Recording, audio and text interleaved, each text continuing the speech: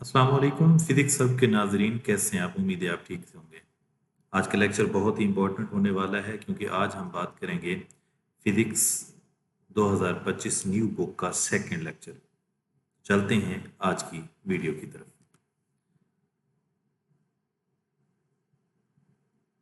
आज का हमारा जो टॉपिक है वो बेस करता है फिजिकल क्वांटिटीज के ऊपर। याद रखें मेरा बेटा, हमारे पास जो फिजिकल क्वांटिटीज होती हैं, तमाम वो क्वांटिटीज जिनको हम मेजर कर सकते हैं। अब हम इनकी मतलब डेफिनेशन से पहले कुछ इनकी इंपॉर्टेंस के ऊपर बात कर लेते हैं। फिजिकल क्वांटिटीज ऐसी क्वांटिटीज हैं कि हमारे पास जो फिजिक्स है, पूरी फिजिक्स, वो इन फिजिकल क्वांटिटीज के ऊपर ही डिपेंड करती है। मतलब अगर मैं ये कहूँ कि हमारे पास फिजिक्स का पूरा स्ट्रक्चर, पूरी बिल्डिंग जो है, वो जिन चीज़ों के ऊपर, जिन बेसिस के ऊपर खड़ी हुई है, दैट इज फिजिकल क्वांटिटीज। यही कुछ बातें यहाँ आपके सामने शो भी हो रही हैं। The foundation of physics depend on physical quantities. अब क्यों डिपेंड करती हैं? याद रखें, वो इसलिए डिपेंड करती हैं क्योंकि हमारे पास जितने भी फिजिक्स के लॉज हैं, उन तमाम को हम जो शो करते हैं या डिस्क्राइब करते हैं या एक्सप्रेस करते हैं, वो बाय फिजिकल क्वांटिटीज ही करते हैं। जैसे मैं आपको छोटी सी एग्जांपल देता हूँ। हमारे पास न्यूटन सेकंड लॉ है, F is equal to M A. अब याद रखें, इस पूरे लॉ को, जो मतलब ये जो पूरा न्यूटन सेकंड लॉ एक्सप्रेस हो रहा है, ये फिजिकल क्वांटिटी से ही हो रहा है। जिसमें आपके पास एफ है, फोर्स है, साथ में मैस है और एक्सेलरेशन है। मतलब force, mass, acceleration, these physical quantities express the Newton second law. इसी तरह से इसके जितने भी लॉज हैं, उन तमाम लॉज को हम एक्सप्रेस करते हैं कहाँ से? फिजिकल क्वांटिटीज से। इसकी डेफिनेशन के ऊपर चलते हैं। तो याद रखें, हमारे पास जितनी भी फिजिकल क्वांटिटीज या जितनी भी क्वांटिटीज हमारे पास मेजर की जा सकती हैं, all the measurable quantities are called physical quantities. मैं अगर एग्जांपल की बात करता हूं, तो मेरे पास मैस है, टेम्परेचर है, फोर्स है, लेंथ है, स्पीड है। मैं सादा एग्जांपल देता हूं। हमारे पास कोई भी ऑब्जेक्ट हो, हमारे पास यूनिवर्स में जो भी ऑब्जेक्ट है, हम तमाम का मैस मेजर कर सकते हैं।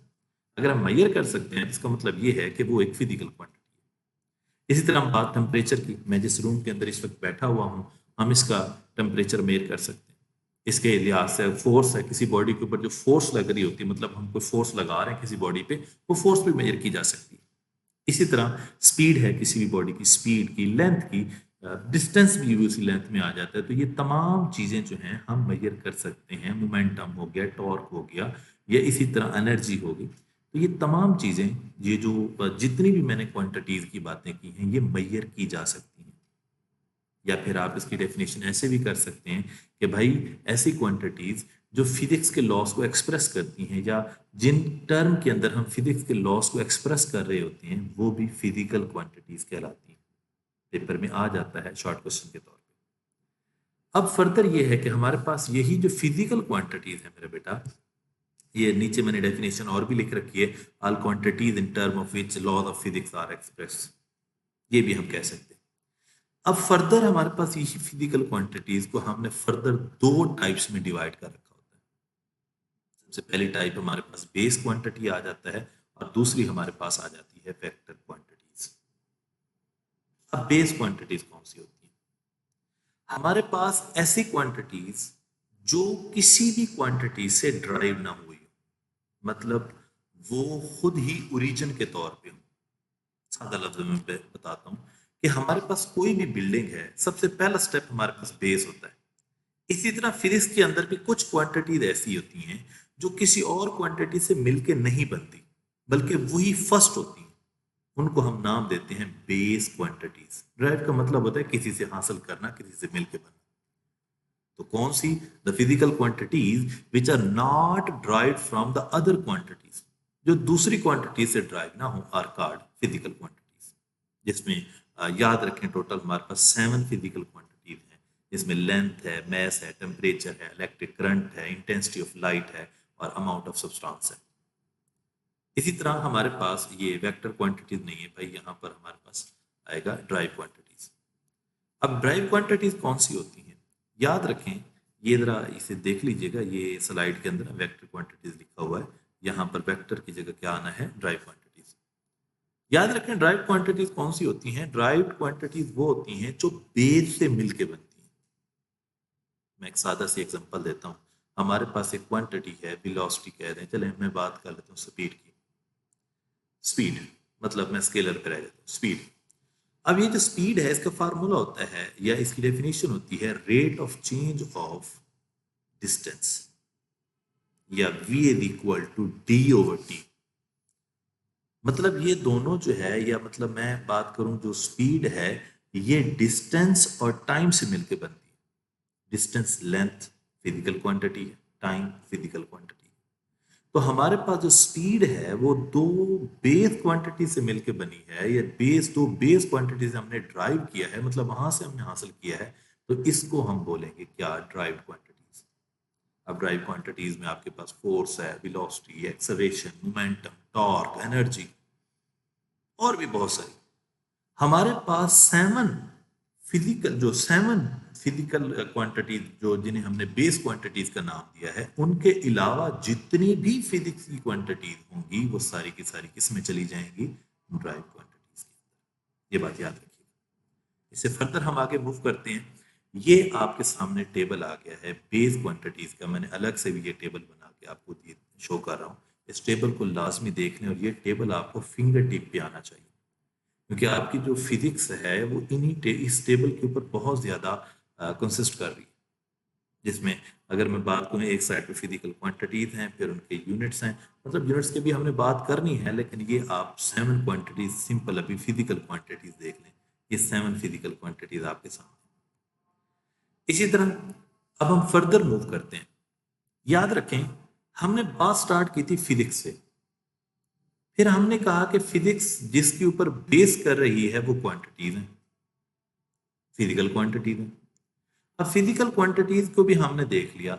याद रखो, कोई भी क्वांटिटी होती है, फिजिकल क्वांटिटी होती है, हमने कहा all measurable quantities are called physical quantity. तो वो तमाम मेजरेबल क्वांटिटीज को हमने मेजर करना है। तो जब किसी भी क्वांटिटी को मेजर किया जाता है, उसके लिए किन किन चीजों की रिक्वायरमेंट होती है, हम उसको देख रहे हैं। याद रखें, मैं फिर से अपनी बात और आ रहा हूं, फिजिकल क्वांटिटीज को मेजर करना है हमने। मेरे पास लेंथ है, टेम्परेचर है, मैस है, कोई कोई भी फिजिकल क्वांटिटी है, मैंने उसको मेजर करना है। अब जब मैं मेजर करने जाऊंगा तो मेजर करते हुए किन किन चीजों का खास ख्याल रखना है, किन स्टेप्स को देखना है। याद रखें, सबसे पहला स्टेप हमारे पास होता है चूज ऑफ स्टैंडर्ड, कि हमने क्या स्टैंडर्ड चूज करना है उनको मेजर करने के लिए। और दूसरी बात होती है to establish procedure to measuring physical quantity, कि हमने एक प्रोसीजर भी स्टेबल करना है कि हम किस तरह वो मेजरमेंट करेंगे। तो ये दो चीजें होती हैं बहुत इंपॉर्टेंट, जो आपकी किसी भी मेजरमेंट के लिए या किसी भी फिजिकल क्वांटिटी की मेजरमेंट के लिए बहुत इंपॉर्टेंट है। इसके साथ एक छोटा सा शॉर्ट क्वेश्चन और, कि याद रखो, हमने मतलब फिजिकल क्वांटिटी को मेजर करने का पहला स्टेप जो हमने देखा है वो है स्टैंडर्ड का चूज करना, कि हमने जो स्टैंडर्ड चूज किया। अब जब हम स्टैंडर्ड को चूज कर रहे होंगे तो उसमें क्या चीज देखनी है, बहुत इंपॉर्टेंट बात है। कोई भी हमने स्टैंडर्ड चूज करना है, आइडियल स्टैंडर्ड चूज करना है, तो आइडियल स्टैंडर्ड चूज करने के लिए कि भाई जो स्टैंडर्ड आप चूज कर रहे हो वो आपका एक्सेसिबल भी हो, हम उससे एक्सेस भी कर सकते हो। ऐसा नहीं है कि आपने फिजिकल क्वांटिटी को मेजर करना है और आपने कोई ऐसा स्टैंडर्ड सेट कर लिया है जिसको आप एक्सेस ही नहीं कर सकते, मतलब जो आपकी पहुंच से ही दूर हो, ऐसा स्टैंडर्ड नहीं सेट करना। और दूसरी बात यह है कि इट इज इनवेरिएबल, मतलब स्टैंडर्ड जो आपने सेट कर लिया, ये ना हो कि एक स्टेप के बाद वो चेंज हो जाए। ऐसा स्टैंडर्ड आपने बिल्कुल नहीं सेट करना, वो इनवेरिएबल होना चाहिए। ये बातें याद रखिएगा, कोई भी फिजिकल क्वांटिटी हो जब हम उसको मेजर करें। कुछ शॉर्ट क्वेश्चंस हैं, जल्दी जल्दी से, सॉरी एमसीक्यूज हैं, जल्दी जल्दी से इनको देख लेते हैं। विच of the following is the physical quantity. बहुत इंपॉर्टेंट ये एमसीक्यूज है। इसी एमसीक्यूज के साथ कुछ बहुत इंपॉर्टेंट से शॉर्ट क्वेश्चन भी जन्म लेते हैं। हमने बात की शुरू के अंदर फिजिकल क्वांटिटी जिनको हम मेजर कर लेते हैं, लेकिन अब सोचने की बात यह है कि क्या कोई ऐसी क्वांटिटीज भी होती हैं जिनको हम मेजर नहीं कर सकते। यस, होती है, जिनको हम नॉन फिजिकल क्वांटिटीज का नाम देते हैं।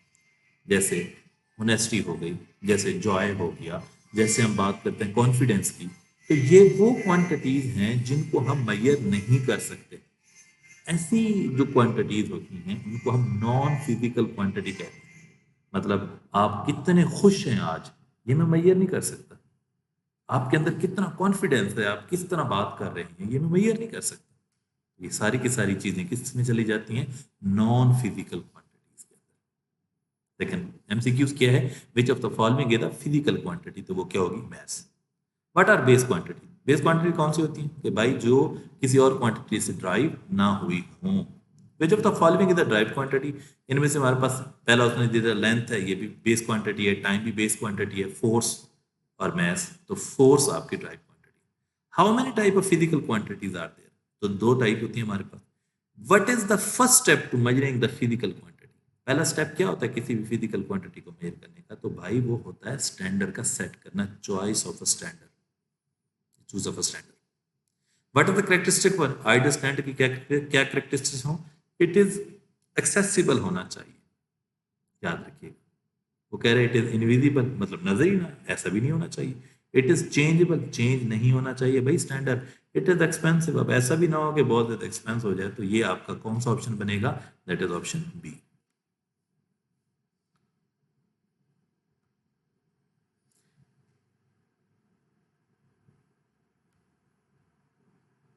इसी तरह ही हम फर्दर मूव करते हैं।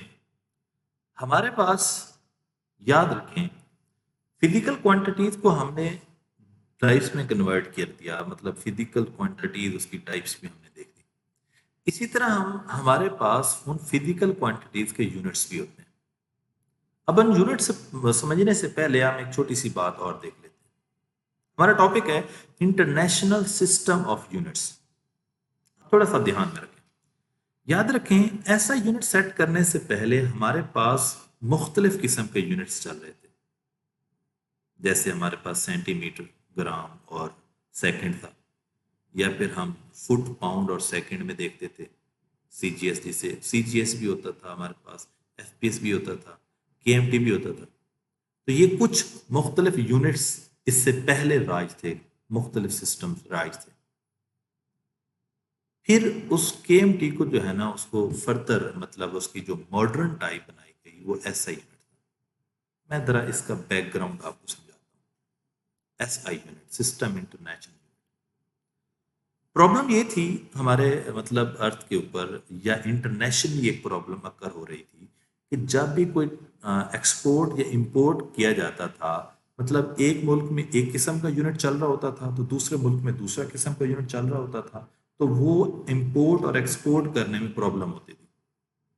मैं आपको सादा सी एग्जांपल देता हूँ। पाकिस्तान में इस वक्त भी ये होता है कि जो गंदम है कुछ इलाकों में पर केजी के हिसाब से होती है, मतलब सॉरी पर मन के हिसाब से सेल की जाती है, और कुछ इलाकों में ये बोरी के हिसाब से सेल की जाती है, मतलब जिसमें 100 जो है ना केजी जो है वो एक बोरी बनाते हैं, 2.5 मन जिसे हम बोलते हैं, ठीक है, 2.5 मन। लेकिन कुछ इलाकों में ऐसा है कि वो मन के हिसाब से बोलते हैं, मतलब वो करते हैं, सेल आउट करते हैं, वो बोरी के हिसाब से नहीं करते। चले, अगर ये एग्जांपल नहीं हजम हो रही तो हम कोई और सादा एग्जांपल ले लेते हैं। आपने ये किनू देखा होगा, माल्टे जिसे हम बोलते हैं। अब ये जो माल्टा होता है कुछ इलाकों में केजी के हिसाब से सेल होता है, और कुछ इलाकों में, पाकिस्तान के कुछ इलाकों में ये पर पीस के हिसाब से सेल होता है। अब जरा ध्यान से मेरी बात को समझें। अगर मैंने केजी के हिसाब से किसी को भेजे हैं माल्टे, मतलब मैंने किसी को सेल आउट कर दिए हैं, किसी को दे दिए, अब वो उस इलाके में अगर जाके सेल करता है तो जरूरी तो नहीं है कि मेरे पास जितने केजी मैंने भेजे हैं वो उतने, मतलब दर्जन के हिसाब से तो फर्क आ जाएगा, फिर वहां तो दर्जन के हिसाब से सेल हो रहेंगे। तो यही प्रॉब्लम इंटरनेशनली था कि एक मुल्क के पास एक तरह का सिस्टम चल रहा था। फुट पाउंड सेकंड हो सकता है, या किलोग्राम मीटर सेकंड हो सकता है, या सेंटीमीटर वाला हो सकता है, मतलब मुख्तलिफ तरह के सिस्टम यूनिट्स चल रहे थे क्वांटिटीज को मेजर करने के लिए। तो ये प्रॉब्लम था। तो उस वक्त फिर क्या हुआ, 1960 के अंदर एक सिस्टम एस्टेब्लिश किया गया, जो कि पेरिस के अंदर आपको पता है एक मीटिंग हुई थी। उसमें ये सिस्टम बनाया गया जिसको हम क्या नाम देते हैं, इंटरनेशनल सिस्टम ऑफ यूनिट्स, जिसमें कुछ क्या बल्कि तमाम क्वांटिटीज़ का एक स्पेसिफिक यूनिट्स दिए गए कि हम इन तमाम क्वांटिटीज़ को, और स्टैंडर्ड भी सेट किए गए, हम इन तमाम क्वांटिटीज़ को इन स्टैंडर्ड में मेजर करेंगे।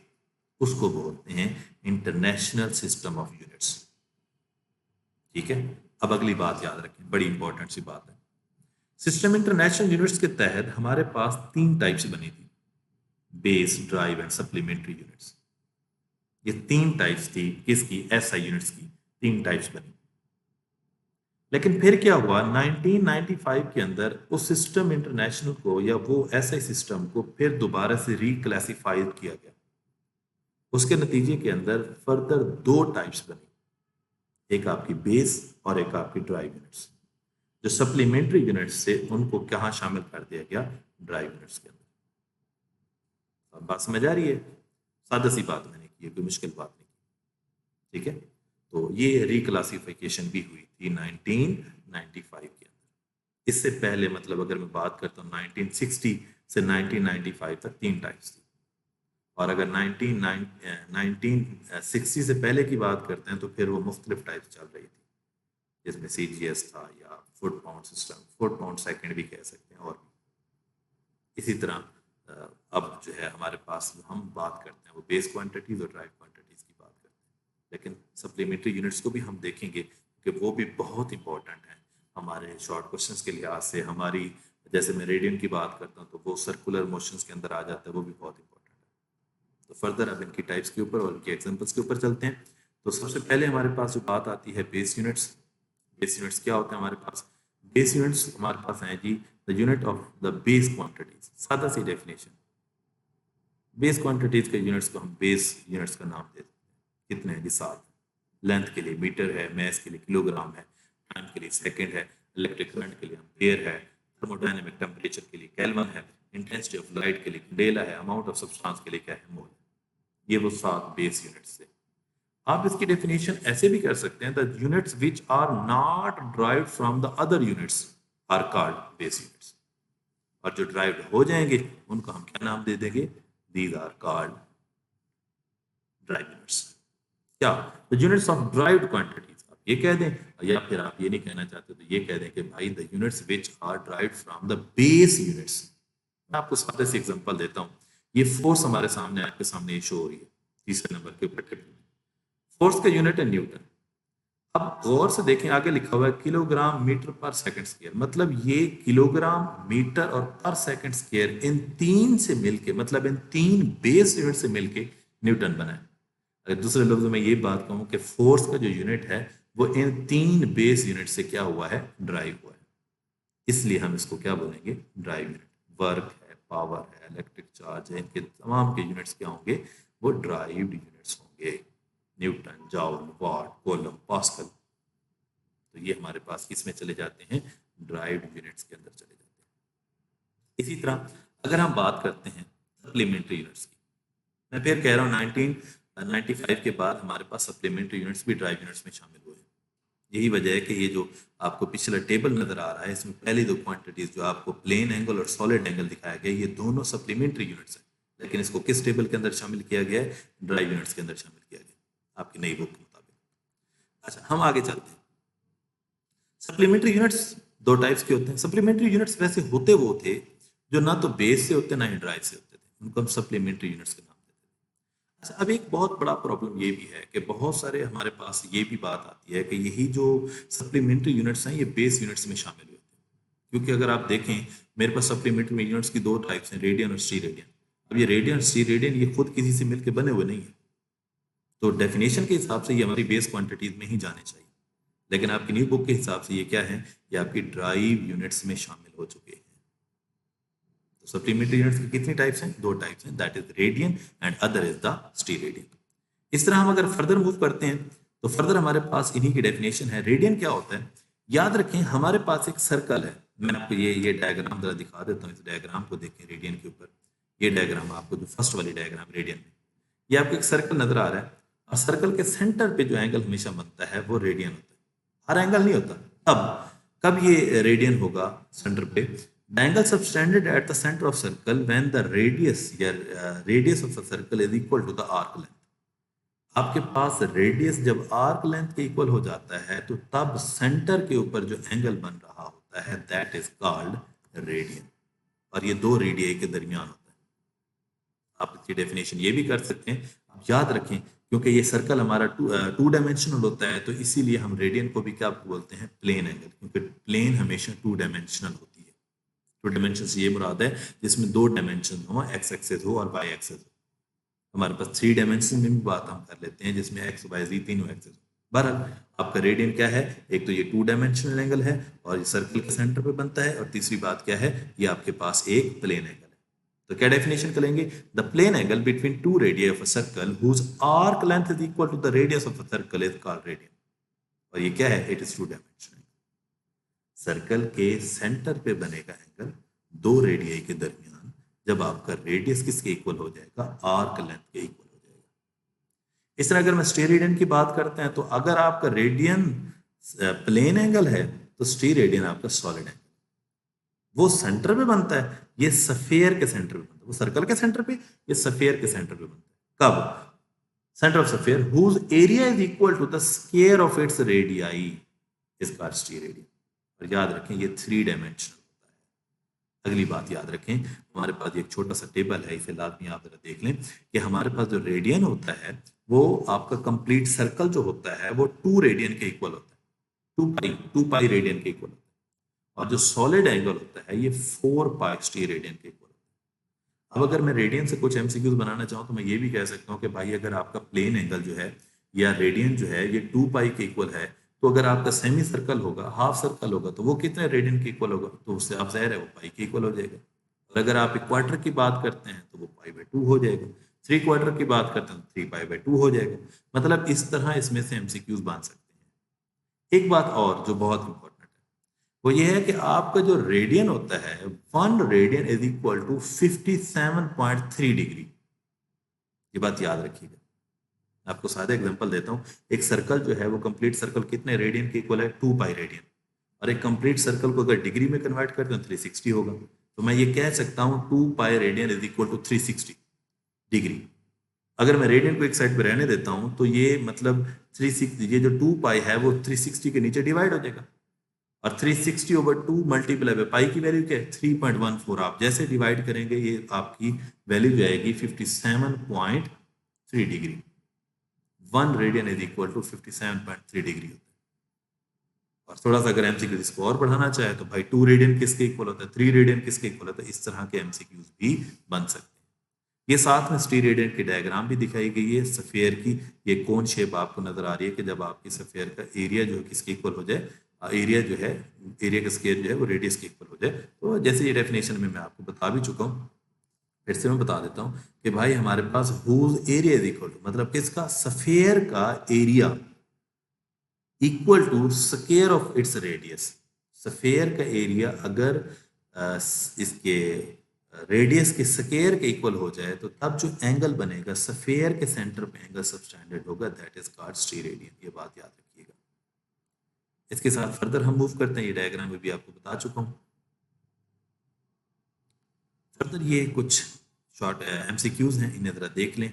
व्हाट आर ड्राइव यूनिट्स, जो कहीं से ड्राइव नहीं होते। ऐसा यूनिट, फोर्स का ऐसा यूनिट क्या होता है, न्यूटन होता है। सप्लीमेंट्री यूनिट कौन से होते हैं, जिनको हमने not classified as a base or derive units. What is radian, radian क्या होता है भाई, एक प्लेन एंगल होता है जो दो रेडियस के दरमियान बनता है। Value of solid angle in the steradian of a full sphere is, वो क्या बनेगा हमारे पास, 4 पाई बनेगा।